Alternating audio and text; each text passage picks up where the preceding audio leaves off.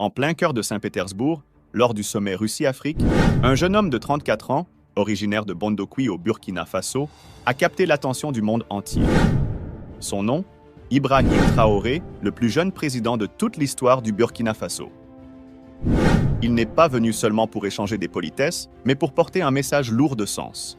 Pourquoi l'Afrique, dotée d'une telle richesse naturelle, dépend-elle encore de l'aide étrangère ?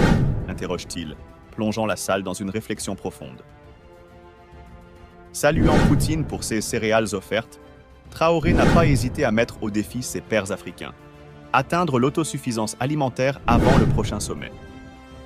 Il critique ouvertement la dépendance aveugle des dirigeants africains envers les puissances occidentales et les institutions financières mondiales, voyant en cette conformité un frein à la véritable liberté de l'Afrique.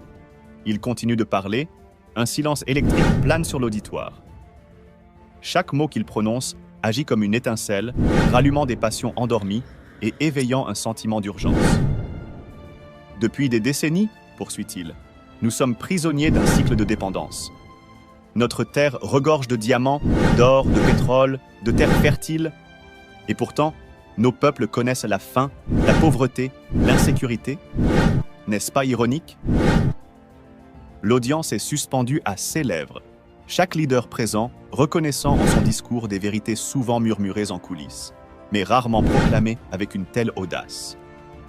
Notre richesse est notre malédiction, exploitée par d'autres pendant que nous regardons passivement. Mais cette passivité n'est pas une fatalité.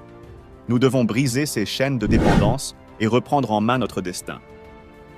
L'Afrique a besoin de leaders courageux, prêts à défendre ses intérêts, à investir dans l'éducation, les infrastructures, l'agriculture et à se libérer de la dette et des pressions externes. Il fait une pause, balayant l'audience de son regard intense. Je sais que le chemin sera difficile. Mais si chaque nation africaine s'engage à poursuivre cette vision d'une Afrique autonome et prospère, nous pourrons changer le cours de l'histoire. Les murmures parmi l'assistance s'intensifient. Certains haussant la tête en signe d'approbation. D'autres se montrant visiblement mal à l'aise face à ce vérité. Mais une chose est certaine. La voix d'Ibrahim Traoré résonne bien au-delà de cette salle, et il est devenu le porte-parole d'une génération africaine déterminée à voir un continent renaître de ce cendre.